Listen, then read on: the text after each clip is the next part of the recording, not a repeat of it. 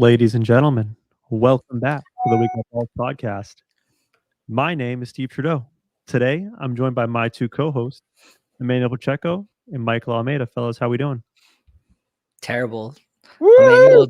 Emmanuel just said that me and you aren't big time, Trudeau, and that Luca is. Wow, am I wrong? I mean, I don't think you're wrong. How dare you? I manage a baseball team. Hey, Yes, it might be fantasy, but I manage a baseball team, and Trudeau just had a child. We're just as big. Listen, yeah, but online, today was the only day that you guys have probably more followers than Luca and Jenlin today, because Facebook was down today. That's the only reason. Emmanuel definitely wanted to start there the whole time. The whole pre-show meeting, he just took everything I said one ear and out the other. And I was like, we'll do the Facebook thing later. He's just like, nah, man, I'm going to bring us right into it. So go ahead, Emmanuel. You wanted to start there. Let's get right into it. Okay, it's a big deal. Like, again, Facebook and WhatsApp and Instagram were all down today. It was 6 hours, I think, in total. And at the same time, you've got a whistleblower that's going to Congress tomorrow. So they're hurting big time at Facebook in terms of all their privacy issues, the fact that they hurt young minds and influence young minds for the worst. Like, there's so many things going bad for them right now. Like, and I'm very worried. Very worried. You like Mark Zuckerberg the same way I like Elon Musk, huh? No, I hate Mark Zuckerberg, but Facebook is. I rarely actually go on Facebook. People get mad at me now when I'm not posting things or if I don't like their shit. Like, I really don't care. Are you taking a shot at me and Mikey right there? No. It's definitely Daryl Morey. It's got nothing to do with us. That, and he's been off of Facebook a lot. I know why, because of everything that happened with Ted Cruz in the lawsuit.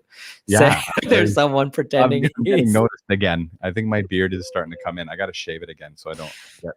And I guess the inside joke is that Emmanuel was constantly being made fun of for looking somewhat like Ted Cruz. I mean, you cut the facial hair a little bit so you don't have the resemblance as much. But when we started the podcast, every Reddit comment was, "Why are you doing a podcast with Ted Cruz?" The Canadian Ted Cruz. He's a polite Ted Cruz. So let's remember that. I will say though, so all those platforms are down for what, 6 hours today? You said. 6 hours, 6 hours. We don't know why, right? So I have a sneaking suspicion why. We're going to find out tomorrow.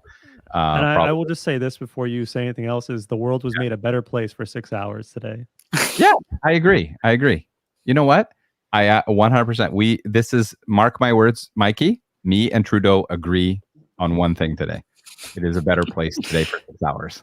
You two are just going at it before the podcast on our chat that we normally have beforehand, and all I could do is this. That's it. Just so I know that Emmanuel wanted to start with the Facebook thing, and I know why, Mikey. Do you know why?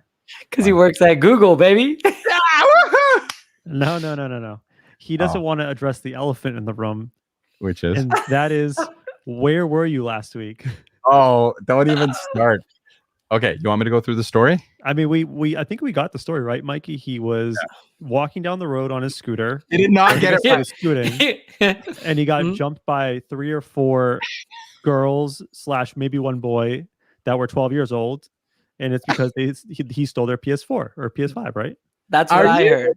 That's what I heard. All you Americans just have a big lie going on for everything in your life? Because that's pretty much what I hear.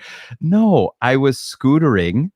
And when I say scootering, this thing is a machine. It goes 75 kilometers an hour, which is roughly 50 something kilometers an hour, right? 50 something miles an hour, like 48 miles an hour, which is pretty fast. And I was going down on this path. I was going pretty fast, and I was wearing full helmet, full like motorcycle gear, elbow pads. I had full gear, except my knee pads were on order. So my knee pads didn't come in yet. And I went down this hill, and on a scooter, you're supposed to not lean forward. You're supposed to lean backwards so the weight is in the back. Well, I went down a hill pretty much at top speed, put on the brakes while I was leaning forward, and the whole thing stopped, and the back of the scooter just went to the front, and I just flipped over the handlebars and landed on my head. And you can see it. Well, for those, I have a face for radio, but I have a black eye here on the little black eye Mikey, you called it. You called the black eye. I'm telling you right now, this is all made up. What did I do? All made... Did I go to the washroom and punch myself? Or what? Hey, Myra, I'm gonna stand here. His favorite movie is Fight Club. So I wouldn't put it past him. Just I make soap on the weekends. Well, I'm glad you're feeling better and you're with us today because I feel better. It was great. It was awful having to just sit there and talk with my friend Mikey for an hour plus. You know what I find funny is I called out on, what was it, the Monday, right? Yeah. And then Emmanuel suddenly can't do the show on Tuesday, last minute. On Monday. I was good on Monday. The problem was the pain didn't kick in. I was still on painkillers and I was okay. I said, okay, I could do this. It's not a problem.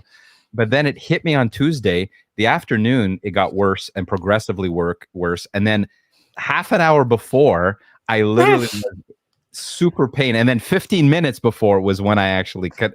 Yeah, you did not quit on us. You didn't give us a half hour. You gave us like 8 minutes to figure it out. That's when I started to feel it. You know, that's when I was going to do. I even told Myra, can you please call Mikey and Trudeau for me? And she says, I'm not doing that. You go tell them yourself. Wait. So let me get this straight. Yeah. You fell off of a scooter, a Razor scooter. No, not a Razor scooter. You hurt your knee. Let me finish. You hurt your knee. And because you hurt your knee, you couldn't even have the decency to call us. And you wanted your wife to do it for you. This is real sketchy. For me. 8 minutes before the show. 8 minutes for the show. It was 12 minutes. It was 12 minutes before the show. Oh, no. Actually, no, it's 12 minutes. You're totally in the clear. Don't worry about it.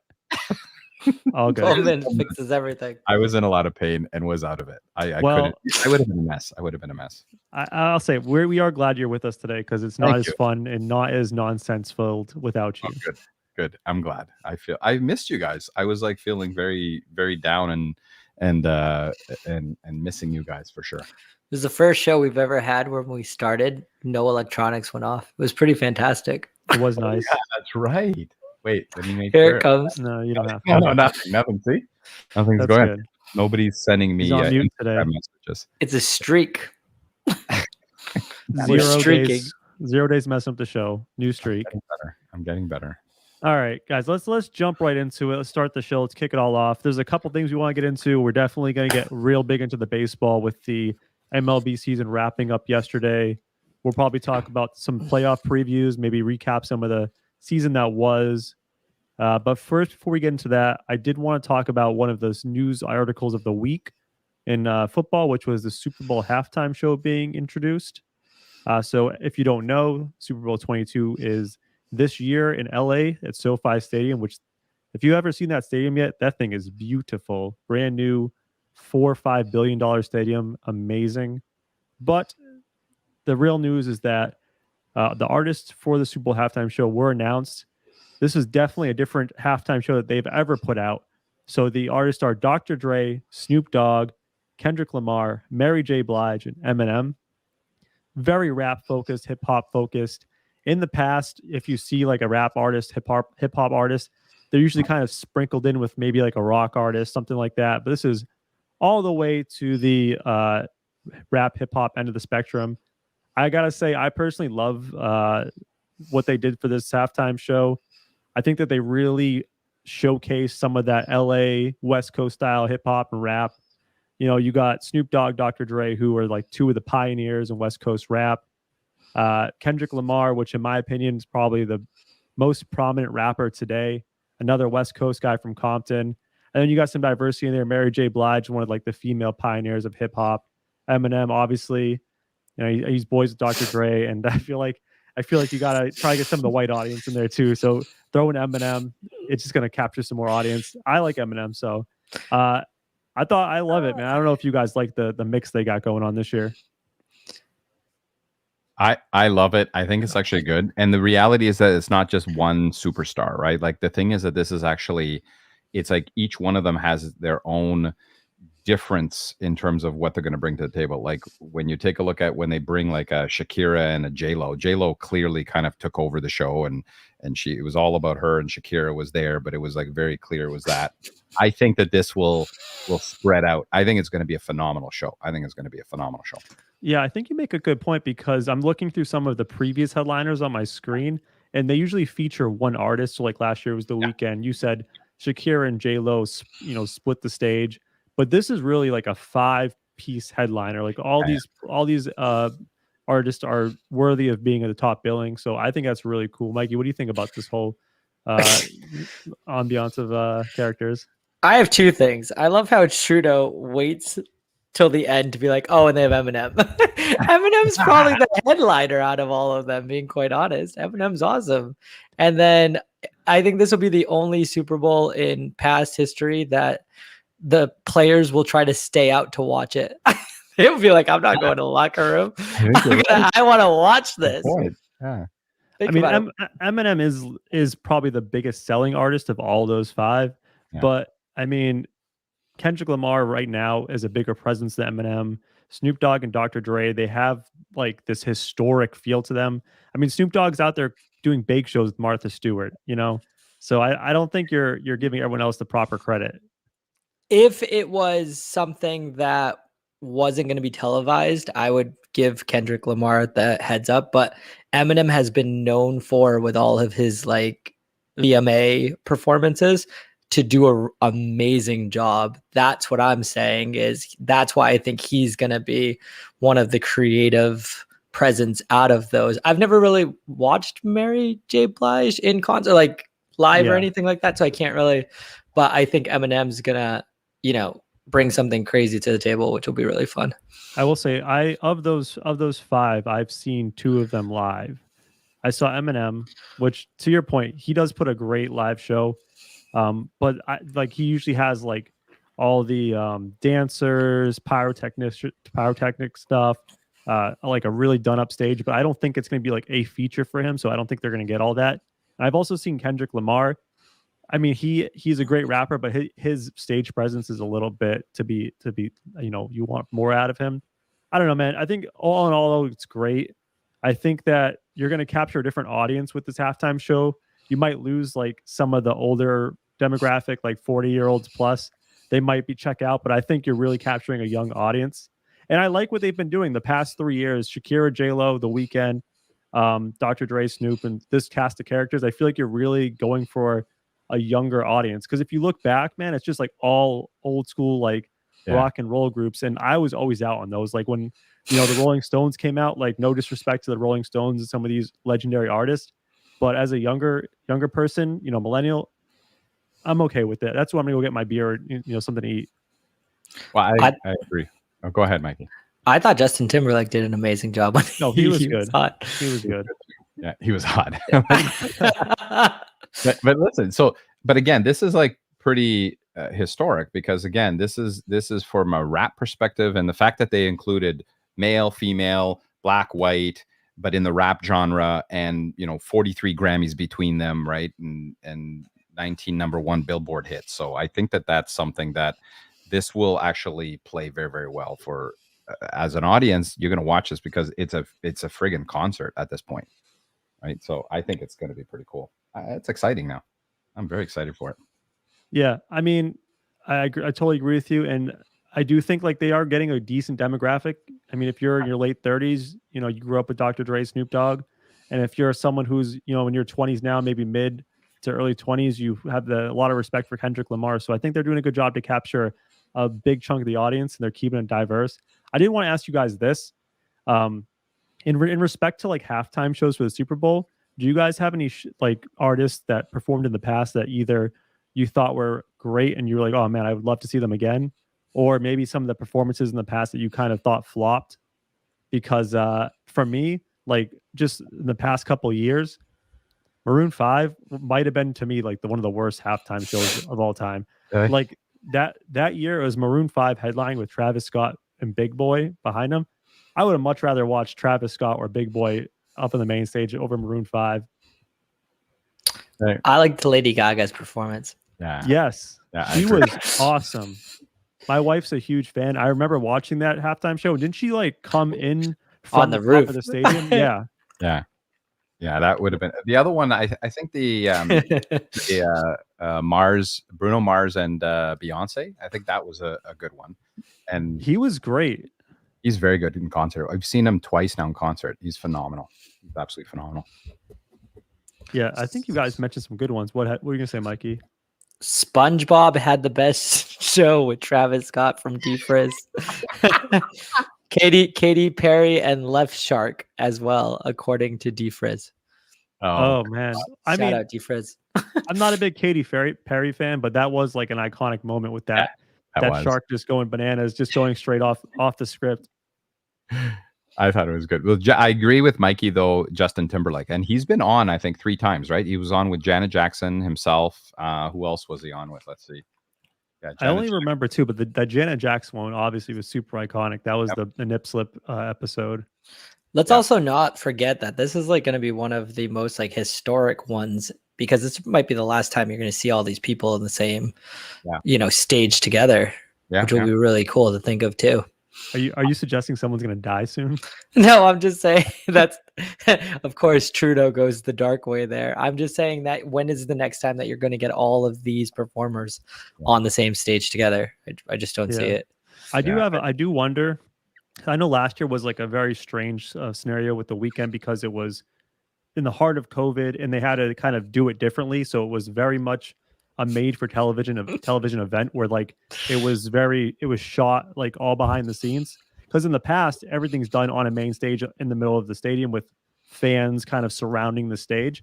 I wonder if they're going to go more of the made for TV route where the artists are all over the place and there's not one main stage, or if they're going to go back to the old formula where everyone's just kind of in the middle, just kind of whatever. I think there's a lot of egos on this, like on this show. Like, I think that they're all going to want to I think they're going to have to kind of split it up a little bit. I think. I disagree with that. I agree with Trudeau on this one. Dr. Dre has a very good relationship with some of these artists. I mean, Snoop Dogg's old, and some of these older artists, like I think they know their place in history, and I don't think they have that big of an ego anymore. I think it'll go well. Yeah, we'll see. Well, Mary J. Blige, this is her second time, right? She's been more than once actually. She's been on there way back, but I think she's been on before. I think 2001. So she's been on with let's see who she was on with. NSYNC performed with Aerosmith and NSYNC crew. There you go.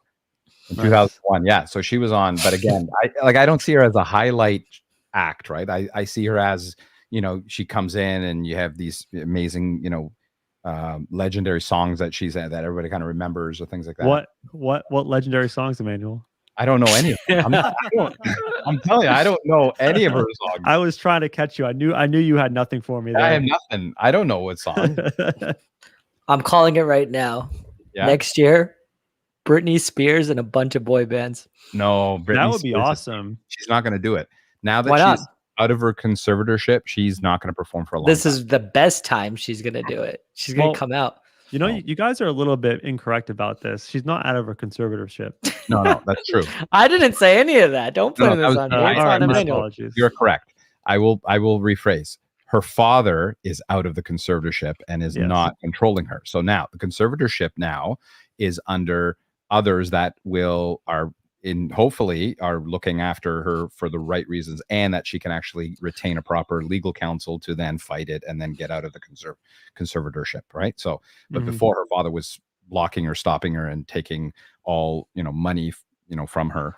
We already had a show about this. We don't have to go. Yeah, I'm sorry. I think we had 2. We're like a big Britney Spears podcast, apparently. I think so. No.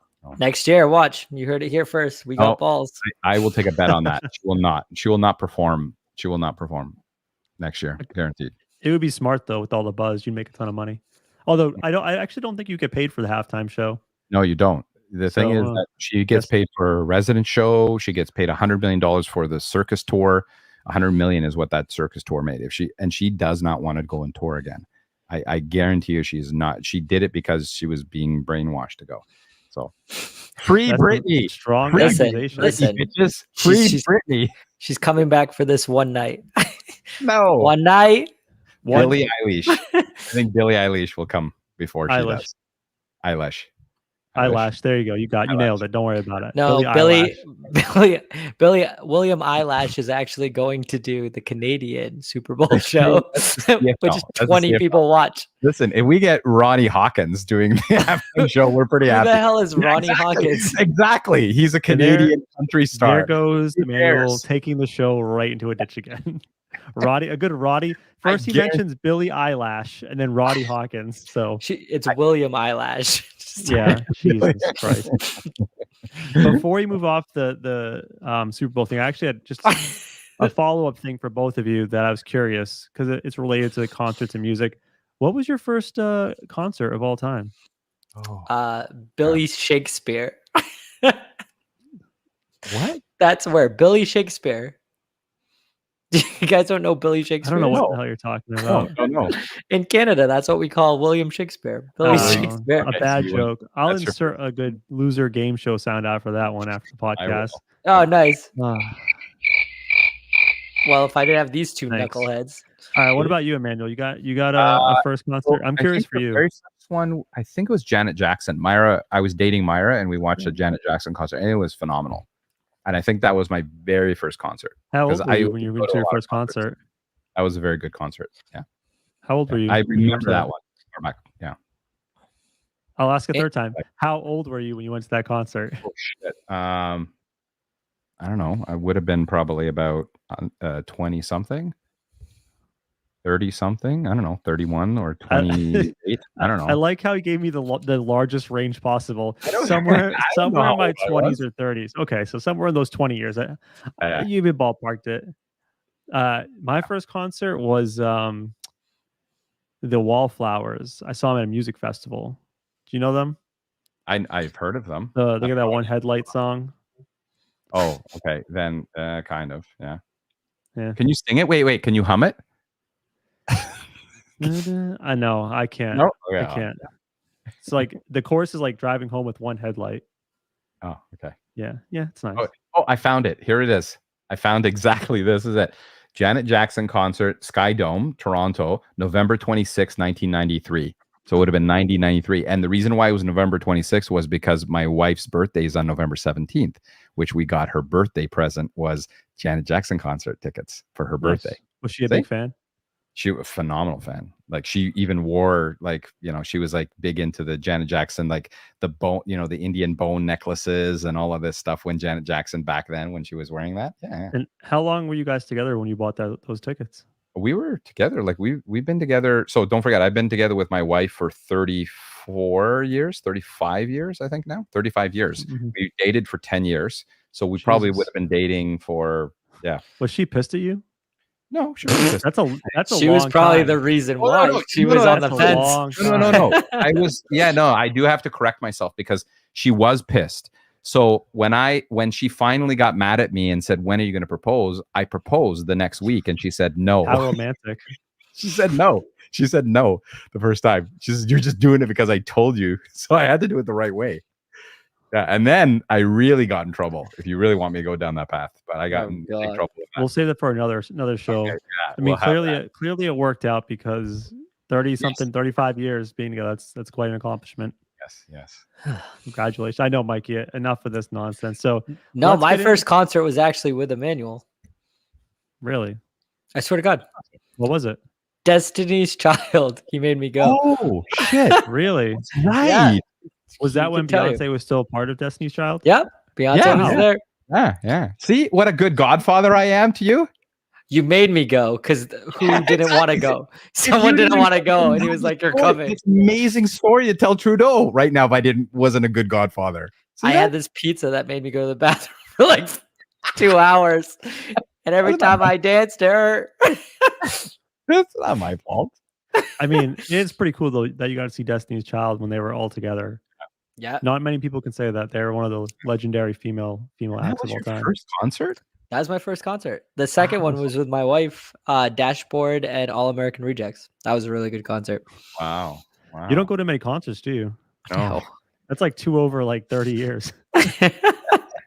That is exactly right. And then my next concert will probably be your daughter's like chorus concert. And that's pretty much it. There you go. She'll probably be the best of all 3. Don't worry. Oh man. Well, since you want to butter me up, Mikey, let me give you something you want. I was buttering you up because I know you've been sitting on this for a while now. Let's talk some baseball because I know you're super excited. The season just ended yesterday. We're recording this podcast on Monday. Obviously, we chose Monday because we wanted to see how the season would wrap up. It came down to the very last day. Were you disappointed with how it ended the last day of baseball?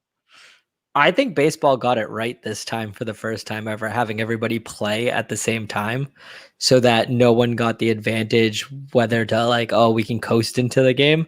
So that was really fun. I was disappointed. I wanted to see Emmanuel's Blue Jays in the playoffs. I really did. I'd rather them a million times than the Red Sox. But and I thought that would be a better game with the Yankees and the Blue Jays. But unfortunately, it just didn't happen. Mark my words. So this is the first time we agree. I think that we agree on the sports team that should have made it. I think the Blue Jays would have been at a great, and I'm very disappointed. But again, the country's happy for them. We're all very, very excited about how far they made it. It was very, very good. We're very excited. I just say, at all? Is there any wild card or anything that they have a chance of? They're completely out now. They're out now. They're done. The playoffs are set. They start tomorrow. Tomorrow, right? Or does it start Wednesday? It starts tomorrow. The Yankees are playing the Red Sox at 8 o'clock at Fenway. And then Wednesday would be the National League playing Dodgers versus the Cardinals. Nice. So yeah, I was pretty disappointed just because you saw some amazing pushes in the AL wildcard by Emmy's Toronto Blue Jays, the Seattle Mariners. They both came out of nowhere the last month of the season. And it was kind of unfortunate just to see it end the way it did because the teams that had that strong lead to begin the second half with the Red Sox, the Yankees, they barely held on. I would have liked to see one of these teams surge up from behind and make it in. Also, I don't really love how they set it up where all the teams played at once. I know you said it does take away the competitive advantage, so the teams don't know who won going into that game. However, it makes it harder as a fan of baseball to watch all these games at once. If you're truly invested and want to see how this turns out, you really can't watch this all at once unless you have like 5 TVs going on in your house. Which one of our baseball correspondents, Gracie Trudeau, had 4 TVs going at the same time to watch. He had 1 computer, 2 TVs, 1 monitor. It was really funny to watch. So yeah, it just didn't work out. I was really hoping for the Blue Jays had a great team too. And I thought they were built for the playoffs better than the Red Sox and possibly the Yankees with Ryu, Barreras, and with Ray. That would have been really fun to watch. And Canada, they show up when it matters. They really do. I'll give them that. See that? See, I show up when it matters. You heard it. You Trudeau. Left in like the 6th inning to go get a tree of some sort. We all know about the time that I left during the game when they actually came back. What it was, 8? They scored 8 runs in like 3 innings. So I was really happy for you, Emmanuel, and your Blue Jays, and I thought that they really overachieved this season. However, after I went back to see what the preseason projections were on the Blue Jays, they were projected to be 91 and 71. They're very close. Well, they're 90 and 72. They finished 91 and 71. No, I thought they finished 90 and 72. No, they finished exactly what their projection was.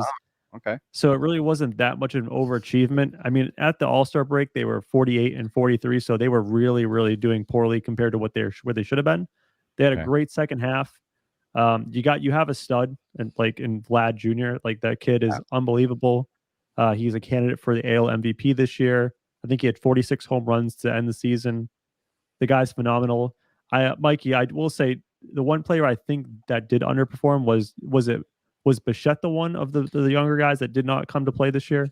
I would say that it was Biggio because Biggio was injured a lot of the time and they don't know what they're going to do with him now.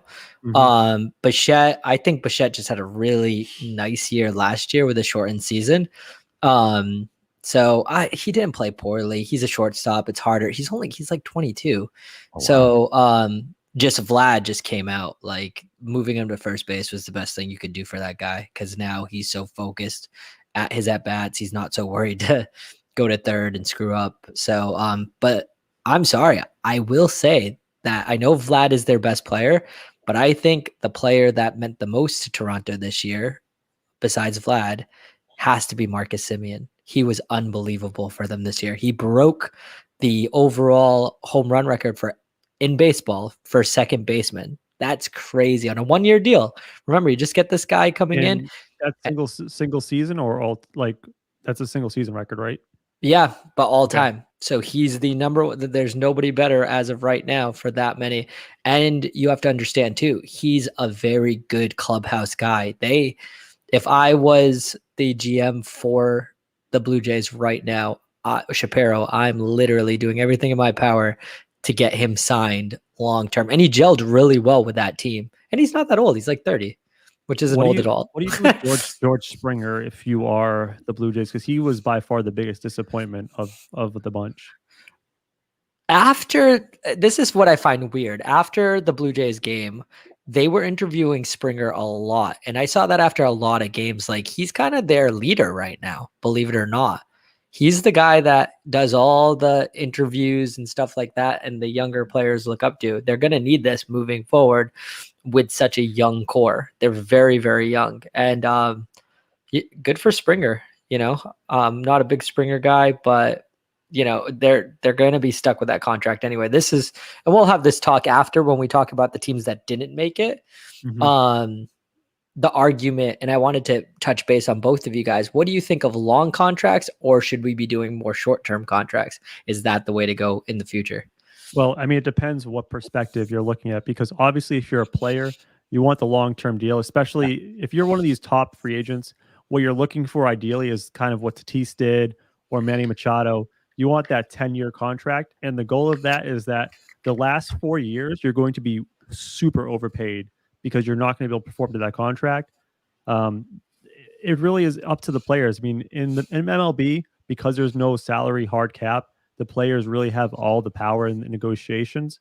And unless teams show some restraint and stop giving out the contracts, the players are obviously going to go for those long guaranteed deals. I actually, I believe it was Forbes did an article about how the last 10 years, everyone that got a 7 to 10 year contract, how it actually played out. And believe it or not, it was like 50-50. Really? Is that crazy to think? So, I mean, it's 50-50 for like some of the deal, but teams go into that knowing the last 2 or 3 deals are just going to be eating salary. I mean, look at the situation in Detroit with, what's his face? The big fat slugger down there, Miguel Cabrera. What? I mean, he's a shell of Miguel Cabrera, Albert Pujols, some of these guys who signed these monster 10 years deals. The last 2 years of their contract is just complete disaster. Okay, but then I take those 2 contracts and I give you the first A-Rod contract. That was fantastic. They actually underpaid A-Rod, who was unbelievable for them. And then Max Scherzer. Do you see what I'm saying? So for every bad huge contract, there's 1 or 2, like Kurt Schilling's. That was a big one. And that one was actually really good. Derek Jeter's, another really good one. Albert Pujols, absolutely terrible. Like, I'm not taking that contract at all. As you said, Chris Davis from the O's, Orioles, yeah, that's still hurting them, right? The Bobby Bonilla trade signing, that one was terrible, but that was just the Mets doing Mets things. To sign a guy and then be like, hey, listen, we'll pay you way later because Bernie Madoff's going to give us this huge percentage on our money.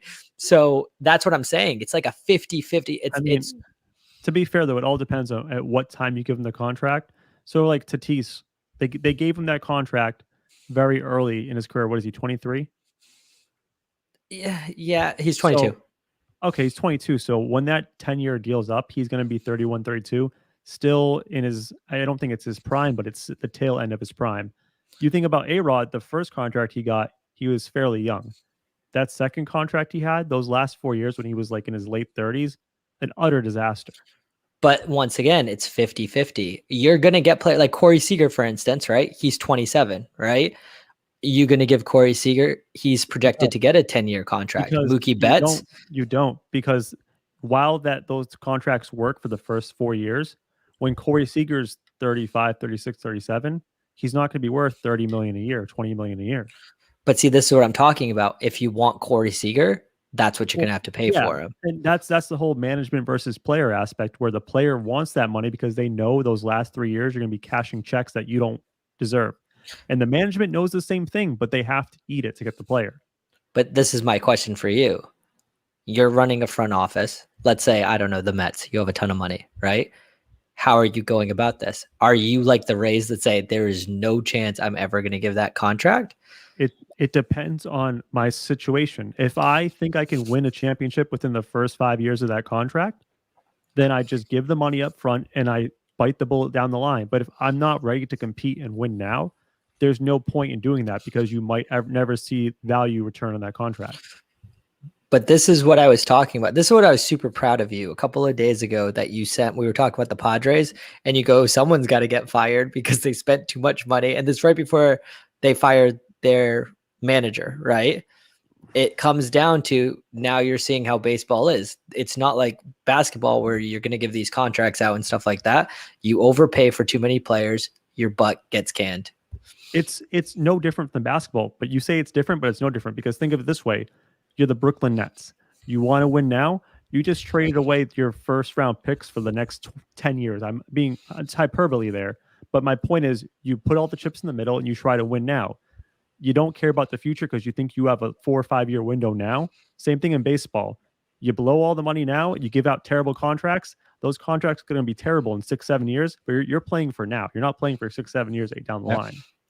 But it's nothing like basketball because the best team in the American League, the Rays, don't spend money and they still make it. You don't have a team in the NBA that doesn't spend money and makes it.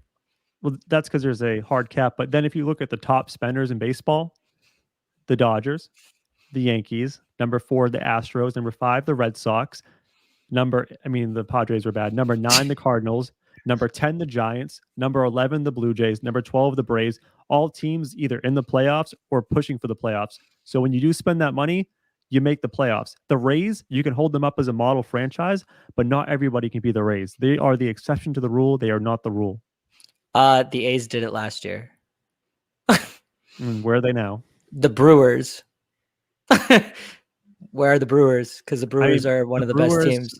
I don't know. Where are they? And you're actually wrong too, because the other thing too that you're missing is a bunch of baseball teams were one of the top 5s. Like, I don't know, let's say the Nationals and the Cubs, and then they traded everybody. So now they have no payroll. So you're actually looking at payrolls that were super high at the beginning and then dropped down. You know why the Cubs did that? 2 things. You know why the Cubs did that? I actually know exactly why the Cubs did that. They paid all their players 4 years ago when they were trying to win now, and now they moved out of that window. They're clearly not winners. They're trying to clear the salary. And just to counter your Brewers thing really quick, hold on. On the Brewers front, I don't know all the Brewers players, so I can't really. You're actually wrong about the Cubs too, though, because the Cubs actually did it because what happened? No, because I'm trying to explain a point about the Cubs. The Cubs actually paid for renovations to their stadium and they were underwater. That's why they got rid of all their good players because they were still in the playoff hunt. No, they were not in the playoff hunt. They had like a 14-game losing streak in the middle of the season, and they just tanked in the standings. They were nowhere near the playoff hunt. All right, that is completely incorrect. But to your Brewers point, they did pay up. Maybe they have some guys cheap right now, but they paid a shit ton of money over a long period of time for Christian Yelich. And guess where that contract got him? He is a shell of his MVP self, nowhere near what they paid him. And that is exactly why there's no guarantees in baseball. But once again, it's not like basketball.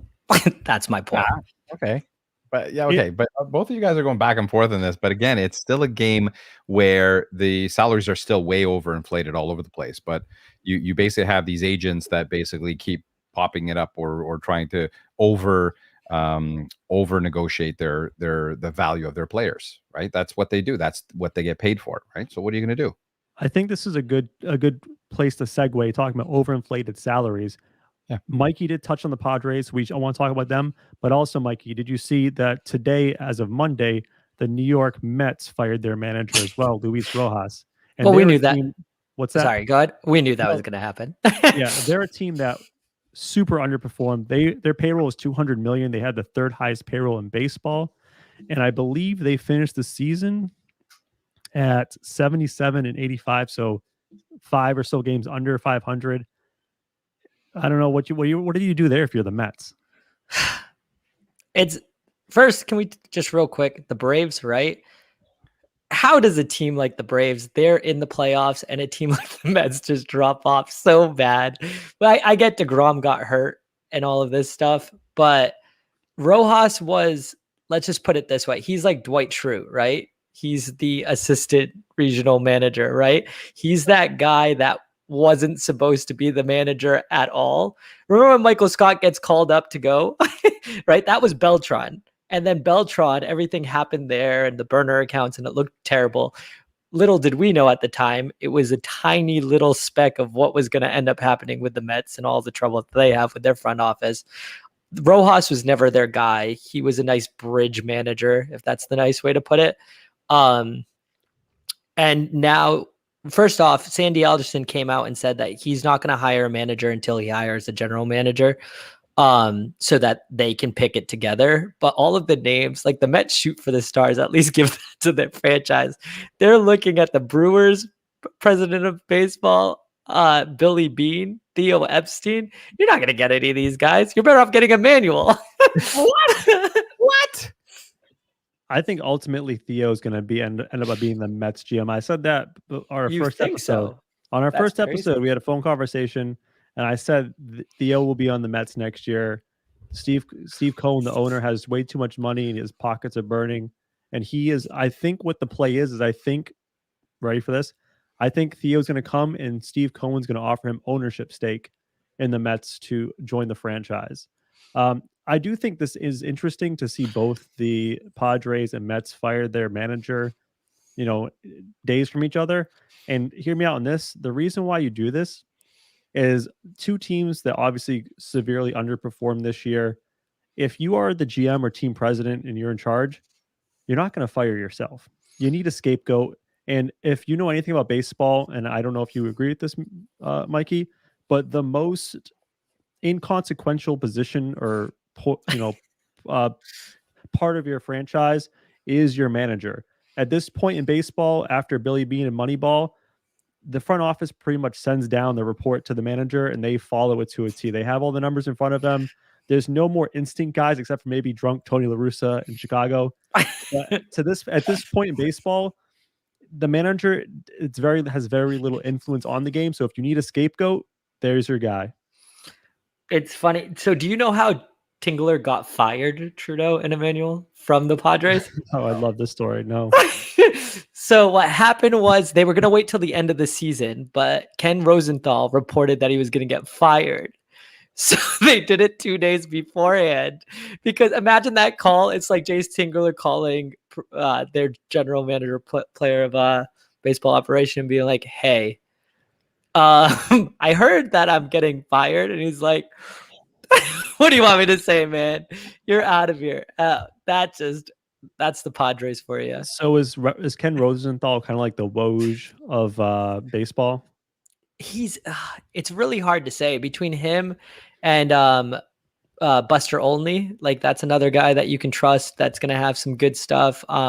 There's another one I can't remember off the top of my head, an old guy that works for ESPN. Do you know who I'm talking about? Peter Gammons.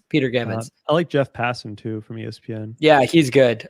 So it's really, but imagine that you have to call to be like, "Dude, do I still have a job?" And they're like, "No." How class, like, let the guy just finish off the season. Like, that was it. I don't know if you guys watched the Giants versus the Padres game. The Padres just like rolled over and was like, "Just win, you guys. Here you go. It's good." So, but yeah, I think out of the two positions, I think you're in better hands. The reason the Padres got off the rails so fast was they had the most injuries, I believe, out of any franchise. Like, they were getting people off the streets to pitch. And I think next year is going to be a little bit more promising. A lot of people forget that they have Mike Clevenger. He's coming back, so that'll be huge. Lamet will have more time, but they really have to get some attitude, guys. Manny Machado cannot lead the locker room. You got to find you got to find a Marcus Simeon. You got to find that guy. Yeah, we'll see how it turns out. So you would much rather be going forward the Padres if you had to pick, Mikey, over the Mets as far as where you'd want to set your roots and maybe be a manager or GM, whatever? It's like, what do you do with Baez? They're not going to bring him back. That's going to piss off Lindor. You have a bunch of guys coming off the books, but you also have a lot of guys that, like, what are you going to do with Noah Syndergaard? Marcus Stroman's going to be really sought after. It's just, and not only that, there's another franchise in town that just is always good with the Yankees. It's not great. I would not want that position right now. And I don't think Theo Epstein, it's like, and Billy Beane and who I forgot the general manager or the baseball player operations for the Brewers. Why would you want that stress, right? Well, money makes the world go round, my friend. That's why. Yeah, Theo is looking for a lot of money. That guy, poor guy, doesn't have enough. They'll pay. So I do want to talk at some point, closer to the end, like your outlook for some of these games this weekend and this week coming up. But before we get there, are there any teams that, surprised you, your biggest surprises of the season, or maybe disappointments when you look at what they were projected in the preseason or how they started maybe and how they finished? I'm scared of the Mariners moving forward. The Mariners are going to be a very good team, especially if they can get Trader Jerry to do what he's known for, make some trades and some good free agent signings. They're going to be a very good franchise. It's like one of those teams where you're like, just don't screw this up. You're almost there. And I was hoping that they were going to get in the playoffs too, seeing that they haven't been in the playoffs since Emmanuel's first concert. So that's what I'm hoping for. I want to see all the bad teams, how Detroit's like one of those teams that are iffy. We'll see how they go about it. Cleveland's another one. I want to see how the Cubs, the Nats I feel like are going to be extremely willing to spend during the off season. So could they get Max Scherzer back? Could they get like a bunch of the guy, could they be crazy with their wallets? That's how Rizzo has done things in the past. And there's a lot. Baseball is going to be really unique this season because let me ask you this, Trudeau and Emmanuel, okay? The CBA has not been signed yet. We don't know what's going on, which is a good sign because the more we don't hear, that's probably usually means they're progressing better. They're not leaking out stuff and going back and forth, right? If you're a player, let's say, Trudeau, you're Corey Seager. You're one of the hottest free agents that people want, right? And then Emmanuel, you're... who am I? The water boy. You're one of the lesser players that nobody really cares about right now. Do you sign right away or do you just hold off and see what teams do? No, I'd sign right. For me, I would sign right away. I'd be happy to just be there. You're going to the Mexico League. Yeah, exactly. What about you, Trudeau? I mean, that's a tough question. It depends really on who's offering what. I don't know what the CBA is going to look like. So it depends on, is my agent in touch with what's going on with the negotiations? Does the outcome of these negotiations, is it going to favor the player salary wise? If so, maybe I'll wait. So, I mean, it's a good question. It just depends on really what you're offered and how it goes. I mean, the interesting thing is this: historically, the past couple of years, I've seen these big money guys actually wait to sign until into training camp. I think who was it a couple years with the Phillies now? Bryce Harper. I think he didn't sign until 3 weeks into training camp and spring training. So usually you see these high paid guys wait a little bit and try to get the most money. So we'll see how it goes. And another thing to consider is it's kind of an ego thing with some of these guys as well, where if there's like two big name free agents, one will wait for the other to sign and be like, I want more than this guy. If he's getting paid 300 million, I want 310. So you usually see them fall like dominoes. The first guy sets the market and then everyone else starts following. So while it's a tricky thing, I think what you'll see with some of these big money guys is you'll see them sign closer to the start of training camp than right away before anything signed with the CBA. I feel like this year is going to be really unique in the sense of obviously the CBA, but like last year you had someone like Charlie Morton who ended up being the first. He signed minutes afterwards, and so did a lot of a lot of those mid-level and some of those stronger players signed right off the bat. If they don't sign, they have the chance of losing a year, which you don't want to do that because that's what Dallas Keuchel did. And then Evan Gladys, who were both on the Astros team that won the World Series, Gladys never played again. And then Keuchel hasn't been the same since missing that much time off. I don't know if he's just lazy and doesn't want to get into shape or whatever. He's got that big, huge beard. That's why I think he might be lazy. But long story short, I think some of these teams that are close to winning it are going to be quite aggressive to get their guys. And then I like the Corey Seagers, I think, are going to have to wait. Like the big guys, Corey Seagers, Javier Baez, that's going to be a tough one. I don't see a match. I think Carlos Carrera is going to be signed immediately. I think he's going to get off the table really fast. So one thing that will be interesting to follow is, will the teams use the coronavirus pandemic as leverage when negotiating with players? Because they did take a massive hit in the past, 1 or 2 years with either the ballpark empty, or even now some stadiums started the season with reduced capacity. So they took a financial hit. So will they use that decreased revenue to maybe give players 10, 20% less than what they're expecting going into free agency? It'll be interesting to see. Only time will tell. Do you want your one last thing on that? Yeah, the owners are actually the ones, according to the leaked information earlier, that want the $100 million salary floor, which I found quite interesting. I actually don't want it. I want baseball to stay how it is with the Rays and the A's, and not the Pirates, though. They're terrible. They got to spend money. I think it really depends on what owners you ask, because I don't know if everyone's familiar with how baseball's financial structure is done, but it's a revenue sharing model. So all the teams will take their television revenue, all their revenue, they'll throw it into a pool, and it's distributed evenly between all 30 franchises. So I think if you're like the New York Yankees, the Dodgers, the Mets, you're in favor of a salary floor because you're so damn tired of giving money to the Marlins of the world, the Rays of the world, the A's of the world. You're so tired of giving money to the teams that only spend $50 million and then get money from you to just be a crappy team. So I think the big market teams that are spending the money are probably in favor of the floor. And then those small market teams that are just raking in the dough for free, they probably don't want to change. But speaking of what's, making the playoffs, being successful, let's get right into the matchups in the next couple of days, Mikey, and then maybe some of the series coming up. So tomorrow is Wednesday, Thursday, Tuesday. I don't even know what day of the week it is anymore. It's been a whirlwind with a child. You know what I mean? So tomorrow, Tuesday, we have the Yankees Red Sox, one of the historic rivals in all of sports.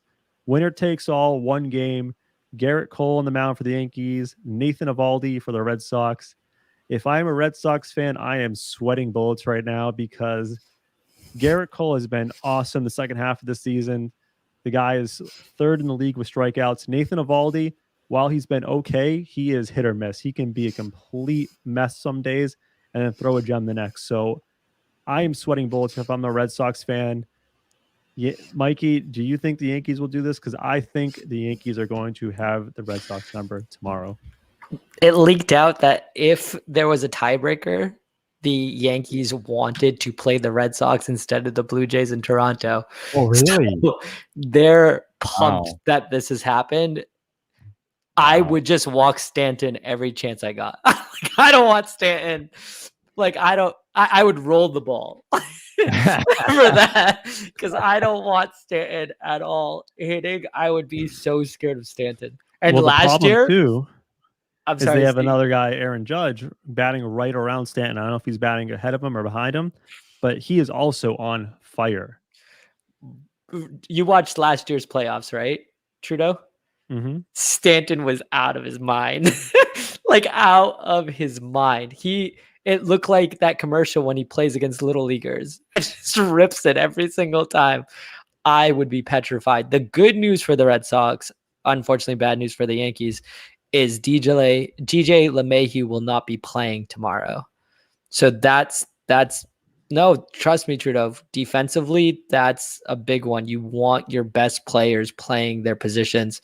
And if you could have slotted him in on third or first, that would have been huge going into tomorrow. Now they have to start either Odor or the playoffs are tricky, man. You want your best team out there, especially for a one-game playoff. And I feel like, is JD Martinez, I didn't see what ended up happening with him. Is he in for tomorrow? Do you know, Trudeau?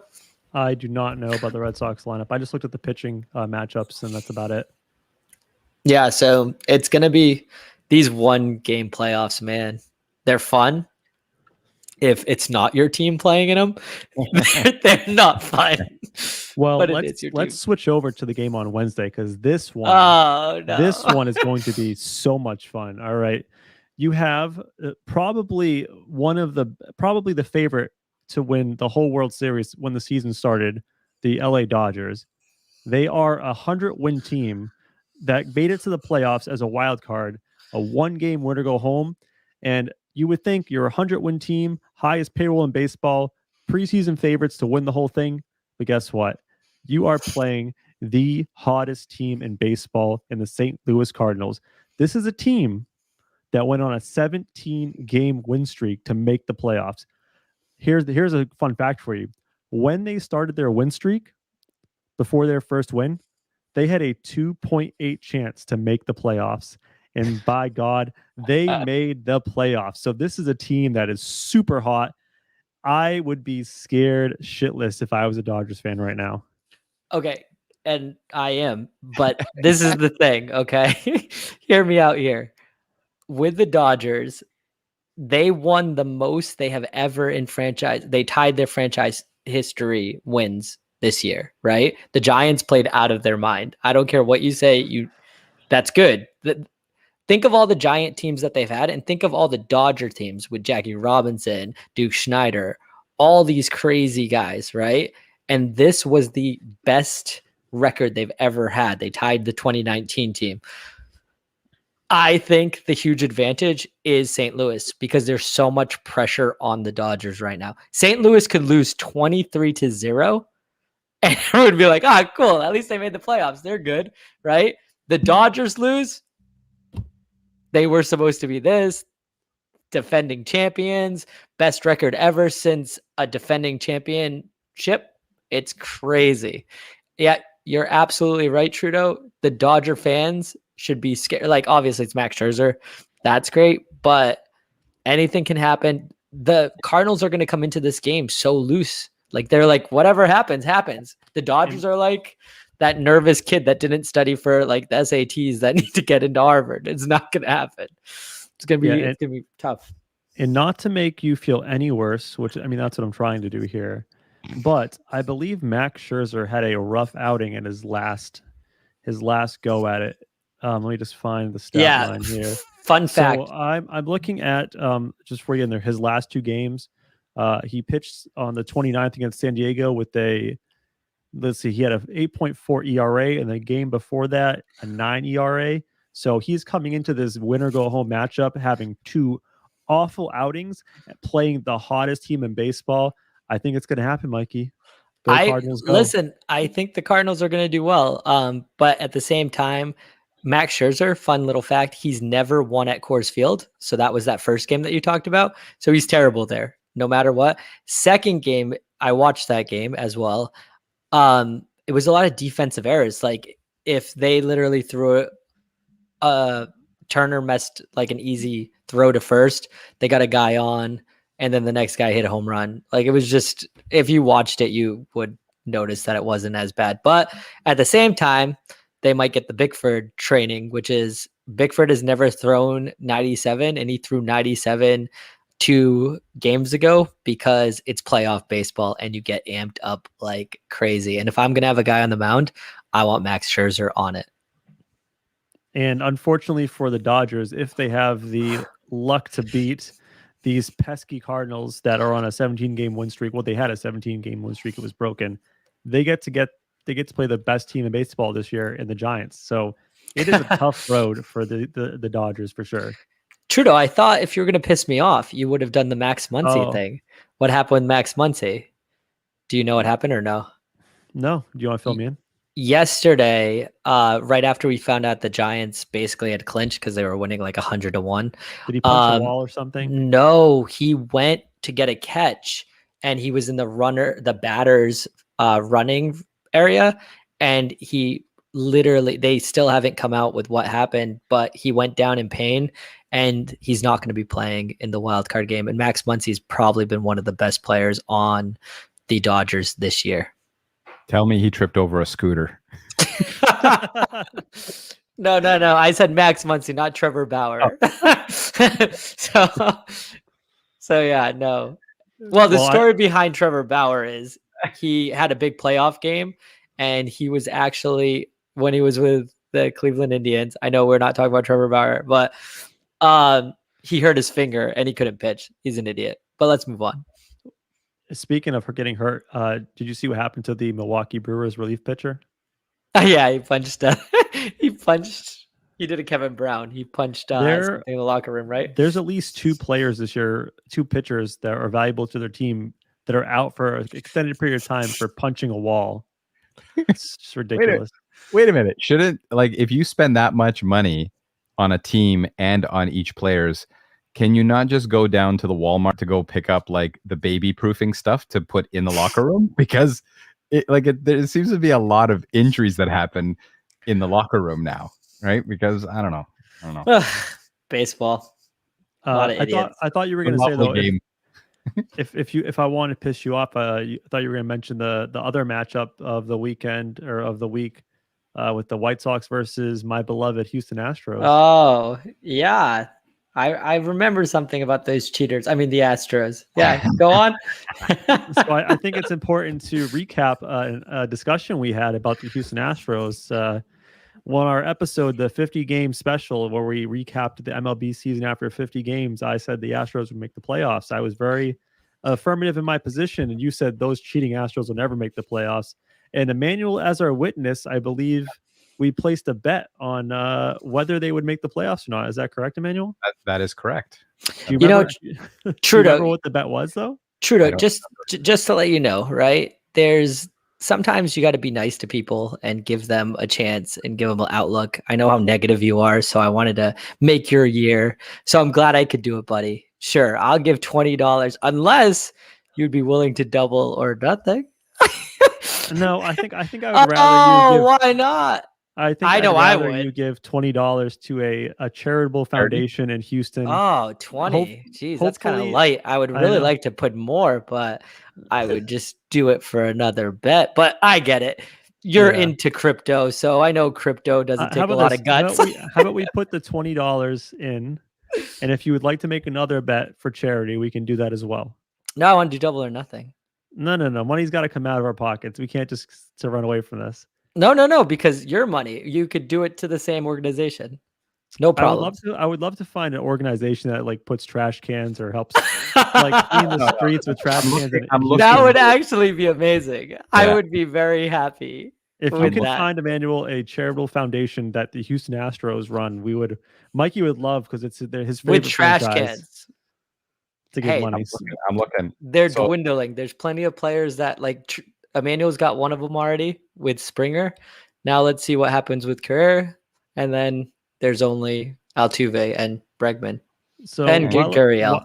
While Emmanuel looks for our charity of choice for Houston, Mikey, before we get off the baseball stuff, is there anything else that you want to talk about as far as a team that surprised you, disappointed you? Maybe you want to talk a little bit more in depth about one of these matchups in the playoffs. Just any last baseball thing you got for me today. Supposedly, I was listening to a bunch of things today. A lot of people like the Rays going into, they think they're the best team in all of the AL. I think they're beatable. I'm kind of sad about the White Sox. Like, everybody has kind of gave up on the White Sox. Maybe it's the Tony La Russa thing, Trudeau. Maybe it's your boy. They're just not like happy about, but I was very surprised. I thought the White Sox were the favorites coming in, but Emmanuel has got Emmanuel. Okay. What is it? Okay. Gunner's Wheels. What is it? This is for dogs that get injured, and they basically provide wheelchairs for dogs. Okay, that's Houston? Got nothing to do with trash cans, but okay. Nice job. You did a good job. You work for what organization, and you can't find a freaking doesn't even know how to use Google. Unbelievable. What is that? I don't even know what that is. We're gonna have to have Gracie on so that we can talk with Gracie about more in depth. And as these playoffs go, it'd be nice to do another playoff show.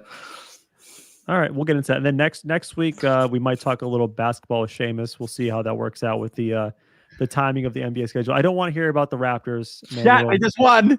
They just won their first preseason game. Congratulations. You know how many times the Oakland Raiders went 4-0 in the preseason and then won one game in the regular season? I know. If the Magic were counting by preseasons, me and Trudeau would have like 10 championships right now. Yeah, it's preseason. Don't get too excited. But yeah, if you like basketball, we'll circle back with a little basketball probably next week and look into what's going to happen there with the upcoming NBA season. But so let's get out of here today. Let's get out here with some closing thoughts. Emmanuel, you want to hit the sounder for me, bud? Now it's time for closing thoughts. God, I hope Trudeau isn't so negative this time.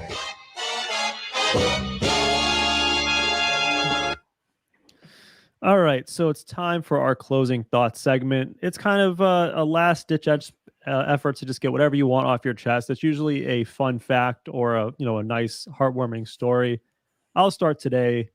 I got another one from Mikey in baseball. I saw this story while scrolling through Reddit this week. So I always saw in baseball, you got teams like the Red Sox and Yankees, and when they're playing away, they have this off-white gray colored jersey they wear. And I've never understood why it's the gray jersey. You watch basketball, the away team is wearing, their team colors, so blue, red, whatever. Football, the away team always wears white. The home team always wears their team color. So why gray? Like no other sport uses this gray color but baseball. Well, obviously baseball is a very old sport. It's been played since like the 1900s. And what happened was back in the day when teams traveled, so the Red Sox traveled to New York to play the Yankees in like 1930, laundromats were not very widely available. So often when a team goes on the road back in the 1920s, you wore the same uniform day after day after day because they couldn't also afford alternate uniforms. So they had one set of uniform. And they chose gray because when players sliding it all dirty, it could really hide the dirt. So the reason why a lot of these historic franchises like the Red Sox, like the Yankees, have alternate gray jerseys, it's because back in the day, they wore one set of uniforms for the entire 3-4 day series, and that was it. So it was chosen to be gray to hide all the dirt and grime of 3 days of baseball. That's gross. Yeah. Did not know that. Fun fact for you guys. So that's a good Emmanuel, one, thank you. Emmanuel, do you have one for us today? Or I don't have one today. No, I'm still recovering from my injury, so I haven't really given it some thought. So I'll pass it to Mikey. I'll pass the baton to Mikey. All right. And it's gone. All right. Mine is about history class. This boy in Georgia named Luke Stevens canceled and couldn't make it to his history class. So he sent an email to his teacher and was like, I'm going to miss it today. I have something more important, but it has to do with history. He's like, we have a guest and my mom is making me go to lunch with this guy. The guy was Lynn Miranda. Wow. Lynn Miranda was Luke Stevens' mother was running this charity for something to do with youth and whatever. But what it came down to is Lynn Miranda actually FaceTimed the history class to let them know that he was with him. Wow. And the teacher went nuts because he's a big Lynn Miranda fan. And he was like, don't worry, I'm going to go over the Bill of Rights. I'm going to go over all this stuff that we did in Hamilton. You can look it up. It's all over the internet right now that Facebook's back on, so you can see it.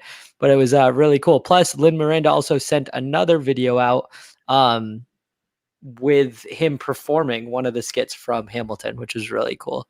But yeah, imagine being told you're not going to make it to class because you're chilling with Lynn Miranda. It's more important. He's teaching me history. So wait a minute. If I miss the next podcast, but I get Daryl Morey to send me a little, like a cameo, will that count? There is zero chance that that's going to happen because I'm pretty sure that Daryl Morey has sent a restraining order or has axed you out. Also, me and Trudeau had a theory that Daryl Morey just once asked you to go get him like coffee or something, and that's why you think you're friends with him. Yeah, that's very close. Very close to the If you're willing to pay like the $1,000+ to get a cameo from Daryl Morey, then by all means skip the podcast. I think each one of us should be on Cameo. I think we should apply and try to be on Cameo. Didn't he say that he was going to get us a cameo? This guy. I'm trying to figure out who to get though. There are like so many good ones. Yeah, I mean, let's focus on trying to get more than 3 people to listen to our podcast first. Yeah. Okay. And speaking of listening to the podcast, if you're listening now, watching live on Reddit, YouTube, Twitch, please remember, subscribe to the podcast. We Got Balls podcast available on Spotify, Apple Podcasts, wherever you get your podcast. Follow that thing. Really, really appreciate it. We do this thing once a week. We'll see you next Monday. It's been fun, y'all. Peace out.